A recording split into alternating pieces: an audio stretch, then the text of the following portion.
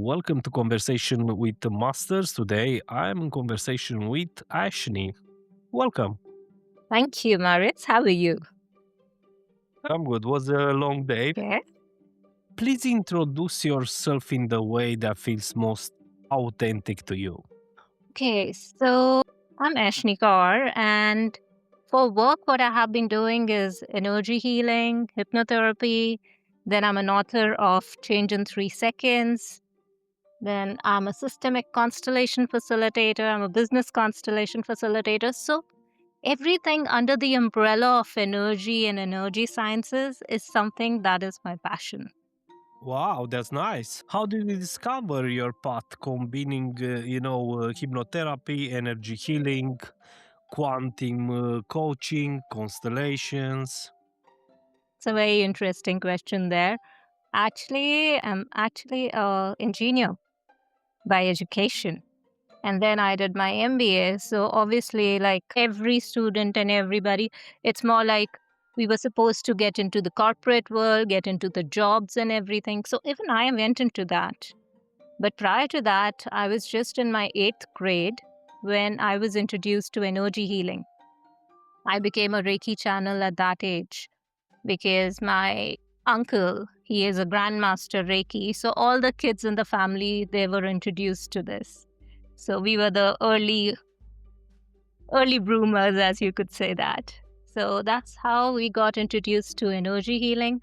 And then it was literally like, even though I was in the corporate field, yet something was pulling me towards this side of it. And every time it was like, okay, what else do I want in my life? What gives me that satisfaction? And that was like so clear that when there's a shift in another person's life, it just used to just bloom me completely. So that's when I was like, okay, this is my path. I understand you. For all of us, I guess, was a turning point. Point, Marius? My journey, Yes. my God, my journey. It's I can speak hours about it, I know. but I will be short. I I work in big companies too, in different companies in the beginning, many years, and I see dynamics. I see many things what happening, and I don't understand really what was or how it's working in the beginning. Mm-hmm. And for me, the first in the first place was a family constellation. It was a friend. She invited me, and it was more in the personal path. And after I discovered the organizational and business constellations, and I just, click directly and go in love with that. Yeah. And from there, I don't know, I wrote six different books about systemic coaching and all this, all my experience, right? I make this podcast for all these people who work in some way in this field, and that's why I invite them. I make music sometimes, system music with the systemic messages, right? Yeah, it's something new. I don't know. I paint, I sleep, I live, I guess. I have another curiosity about personal journey Mm-hmm. and how do you influence the way you guide others?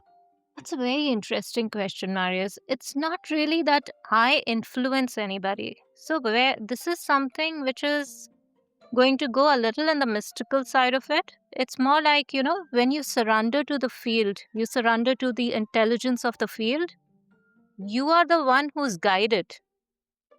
And you are the one who just becomes an instrument of the field. And what you're doing inside of there, it just is so much in resonance and in consonance with that you do not have to do anything.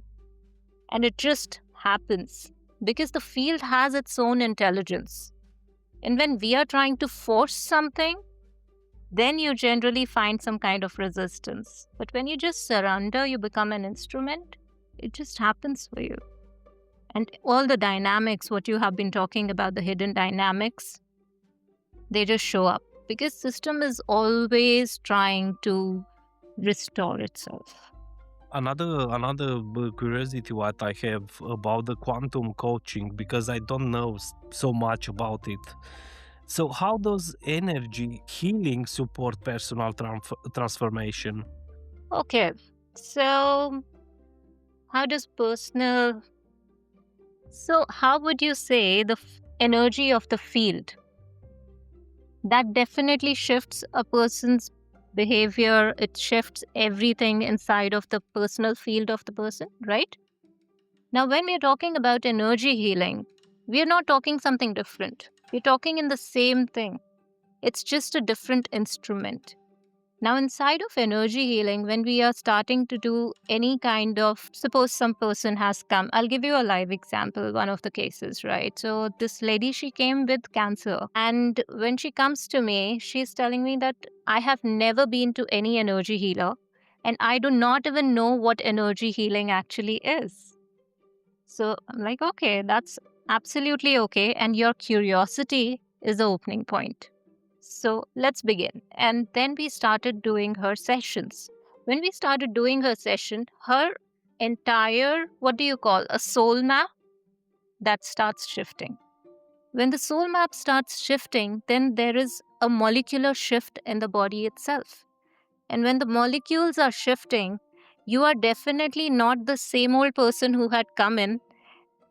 So it's a similar thing. It's not something very different. So it's like we are working in the field, but from the energy point of view. Whereas in the constellations, like in the business constellations, as you are very well aware of, we are working with the systems. So it's the same thing. We are just impacting it in a different way. Yesterday, I speak with another colleague from Bucharest, and exactly about this we speak. In some way, all this form of coaching, someone they call systemic coaching, someone call I don't know, business constellation, organization constellations. In some way, they meet somewhere in one point. Absolutely. I'll tell you something very interesting actually. So, when we're talking about the field intelligence, it's very much like there is somebody who has talked about morphic field, correct? Robert Sheldrake. Whereas in our Sikh culture, like in India, there is a community Sikh, right? So, in us, there is a concept called as hukum, that is the cosmic order. So, everything happens inside of the cosmic order. And the field intelligence, it's so similar. It's literally like it's mind blowing when you start thinking and connecting everything. It's literally like they're just different names. That's true. Yeah. Another question and curiosity what I have, I have many questions. Always I'm interesting to learn and grow, I guess. Student of life. Yes. How do you balance working with the mind, body, and the energy field? Wow. So, mind, body, and the energy field. Firstly, you have to be the one who's balanced. When you're working with somebody else, when you are talking to somebody else, you have to be in that state of neutrality. And when you are in that state of neutrality, only then you are able to be an instrument of the field. If you are also going in the flow and their patterns are becoming your patterns and you are seeing your own life displayed in the field, it gets very topsy turvy. So that is when that balance has to be there. And so it's a very simple practice. Just connect with your breath. Aishini, if the listeners they would like to come in contact with you, what is the best channel for you? Instagram is a very good channel. Facebook is a very good channel. WhatsApp is there. It's quite easy Yeah. to. Yeah. Very easy. And now we shift a little bit in integration and transformation. Wow, sounds very Okay. interesting, I guess. Yeah, sure. How can a client integrate insights from session into everyday life? That's a beautiful question and something that every facilitator has faced someday or the other. And it's so interesting that there are certain clients who will get a session done and they'll go back in their life and they'll come back to you again and they'll say nothing happened. And then there are people who will be after your life that, these are the shifts which are happening. So, what am I supposed to do? These are the symptoms that I'm feeling. What am I supposed to do? So, now that is like you have to create a boundary somewhere. So, what my personal practice is, I go on listening to people, but I do not spoon feed them. Only when it is a very dire circumstance that, I really have to intervene, that is when I will step into their integration. But otherwise, I will allow them to integrate. I will not decode the symptoms for them. I do not decode anything for them. I allow them that space.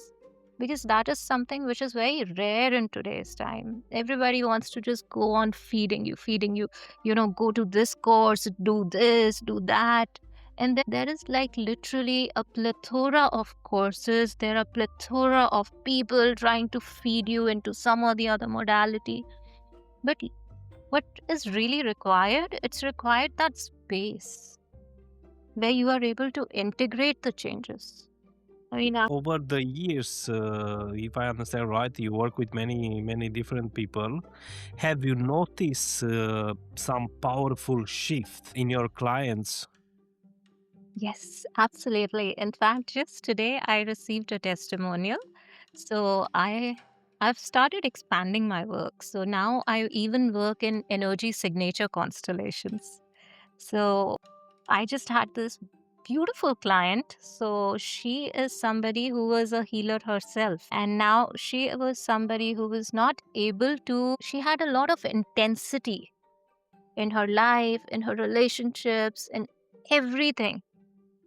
And she came to me, we sat together, we went through her case, and it was very clear that there is some entanglement somewhere which is not allowing her to be her natural self. So, when we did this constellation, it just turned out that the ancestor popped up inside of her energy. Later on, she reveals that she has been known to be a reincarnation of a great grandmother. And she never quite really thought about it that how could that be? But that entanglement was so evident. And once we created that order, we made her as a support and rather than being an entanglement, her life has shifted. She's getting clients now and she is getting her relationships are easier. She is easy with her own self. And I think the biggest transformation that happens is for oneself. When you are easy with your own self, life is easy, things become easy. It's literally like a mirror that happens. Yeah, because maybe she tried to live grandmother's life. Exactly. She had to leave that fate. So that why. And do you have a secret how you maintain your energy presence? Maybe I can learn from you this. So the biggest secret is to remain in a hukum. As I mentioned, once you are in that hukum, once you surrender, you do not need a secret because you become an instrument. You are no more you. You are an extension of that cosmic intelligence. And when you are that, nothing really can stop you, or nothing can really limit you, and nothing can affect you. You mentioned the word healer. How we can become a healer? How it's working exactly? If someone they would like to be a healer too, You're talking about an energy healer? energy healer, business healer, life healer, I don't know, you name it. Okay, so you want a marketing answer for this, or you want an actual answer? If we have an answer, will be amazing. So basically, everybody is a healer. People think that they are not. People think that others are psychic, others have intuition, they do not have it, but that's a lie. We all are born with this. It's just that some people get attuned to it, and some people tend to just snub these gifts. Because the 3D world is something that they feel is not going to accept them for who they are. But then your authentic expression is what really brings out these gifts. And anybody can be a healer. I have a friend, and she told about light worker. I'm not so much in that. I still learn a lot. And when we are together, always is happening something. And she tell me always that, hey, I'm a lighter worker. And I ask her, what is that exactly? How it's working? I don't understand so much. So maybe you can explain me better what or which characteristic they have, these persons. See, now if we go to the definition of it, firstly, I do not define things. Because when you define it, you limit it. But then there are certain people who call themselves as shadow workers. There are certain people who call themselves as light workers. So honestly, I do not understand the difference between the two because for me, light and shadow, they have to go together. You cannot be a light worker if you're not dealing with the shadows. You cannot be a shadow worker if you're not dealing with the light aspects. So I don't understand the differentiation, to be honest. You know what I think? Because I speak with many different experts. After all these conversations, too much light, actually, it's too much shadows at the Yes, same time. yes. When you're dealing in the duality, then if there is too much shadow, then there is too much light. And if there is too much light, then there is too much shadow. But then there is another option with us. We do not deal in duality, we deal in oneness. And once we tune into the oneness, then light and shadow do not have any, it's more like they're there and they're not there. If you have a message for the world, what will be? Be your true authentic expression. It's rare to be that. Authenticity still be modern on these days. Yeah, I know. And that has become like one of the things, but people are not their authentic selves. There is so much inside of people. There are so many entanglements. There are so many choices that they're making out of these entanglements. I mean, we say that you have a free will, but is it truly free? Not really. Our choices are guided. They are like systemic things which are coming in play. You're living a life, but are you living your life? Or are you living your ancestors' life or some interrupted events life or what? Nobody knows. Well, it's just a path for everyone, and they will discover with the years. So it's just an invitation. Now we shift a little bit in reflection and vision. And I have two, three questions here just to understand your perspective, of course. How do you see the future of constellation, energy healing, quantum coaching evolving? You have already seen that a lot of people have been talking that Earth is shifting to the 5D. How is that happening? It's happening because a lot of people are moving towards this. A lot of people are going towards wisdom. And once that happens, this is the future. It's no more like people will be thinking and asking, what do you think about constellations? What do you think about energy healing? It'll be something which is a very common feature and a common name which will be discussed everywhere. And I think it is much required even in today's time. 5D, it's much required. And what is 5D? What is the difference? Now we are in 3D, right? So, as per the galactic codes, we are actually transferring to the 5D. We are shifting to the 5D. The Earth is shifting to 5D. The consciousness is getting raised because there is. No, please, I just listen very So, carefully. okay. So, basically, it's like the 51% of the population is shifting towards the wisdom side of it. It could be traditional wisdom, it could be the energy healing pathways, it could be constellations, it could be quantum coaching. But then they are shifting to something which is beyond science, something which is beyond what we learned in our schools. Yeah, we learn many programs actually, Yeah. and I noticed that with the years in my personal life. I tell you about my experience, and always I make this kind of approach. How was 5 6 years 10 years ago, and how is now for me.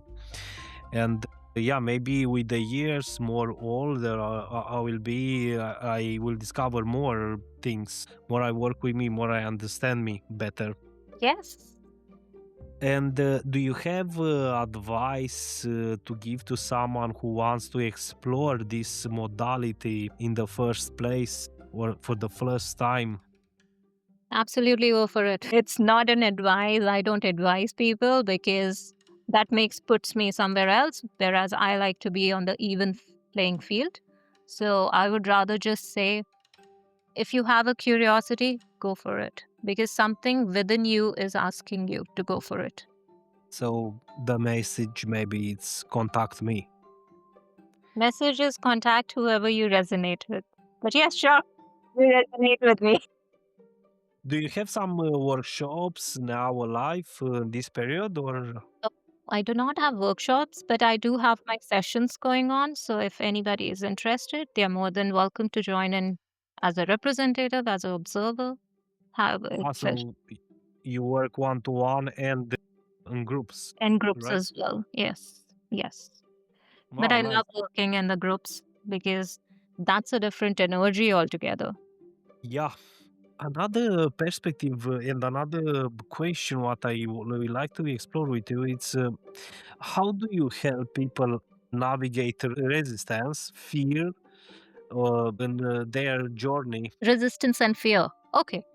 So, see, if somebody is resisting, that's where the transformation actually lies.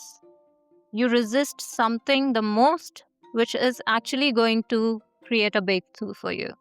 So, if you are interested in a breakthrough, you have to go through it. And it's very simple. When I'm talking to a person, when I take a case, I always ask them, are you ready to leave your comfort zone? Because the shifts that are going to happen inside of you, they are going to push you towards something which you're not familiar with. And that unfamiliarity is a terrain which is going to open the doorways that you have been asking for forever. So, only when they commit to it that, yes, we are ready to move beyond our comfort zone, that's when I agree to take a case. And also, inside of the fear, what is fear actually? So, for me, if you go through my book, fear for me is like a small child who's trying to gain your attention just because they do not want you to see your strength. So, it's more like, that Joker kind of image, which I get when somebody says about fear. It's like a Joker image that I get. And so it's a similar thing that I share with my clients as well. So if you are fearsome of something, you know that that particular thing is trying to distract you from your path. So it's your choice. How do you do it? Are you going to listen to this Joker or are you going to take your strength? So it's very Right. An IFS, and if you read about Carl Jung, they speak about this in different way, of course, and all these small parts of us, and sometimes the risk is to guide our or drive our life, and that is crazy. Can be damage, a lot of damage. Very nice conversation we have, Ashini. Yes, indeed, Marius. And now my question comes. You have two questions. Yes, ask it. Yes, but the format is different. Maybe you must make your own podcast and invite me, and it will be in this way. Yeah, But I would love. please, I insist to. So, out of so many conversations that you've been having with all these people from different areas of life, which one has stayed with you, and what was that wow insight that you got? I learn from all of them. I learn different things, and always what the synthesis what I have always it's I know I don't know. I know what I know, but I don't know what I know. don't make sense too much. But this I learn with the years, because when you stay in the place and say, "Hey, I know everything now," I'm, you know, uh, Odd. yeah, it's like so. My approach always is very soft. Listen too much. I listen. I practice that. I understand. And if I can give you an insight, if you listen some podcast again and again, it's like a book. You will understand another things too. Yes. So yeah, I learn. I'm the learning process, always. Yes. The seekers of life. Mhm. Great. Do you have another question for tonight, or No, it's okay. Then it's you'll okay? say you are the one who's interviewing me. Yeah, it's no problem. We'll change the format from tomorrow. Lovely. Ashni, thank you very much for your time, and I appreciate you take the time. And I hope I see you soon around the globe, or maybe in India, to Yeah, one of your workshop. sure. You're most welcome. Thanks again. Thank you, Marius. My name is Marius, and thank you for listening.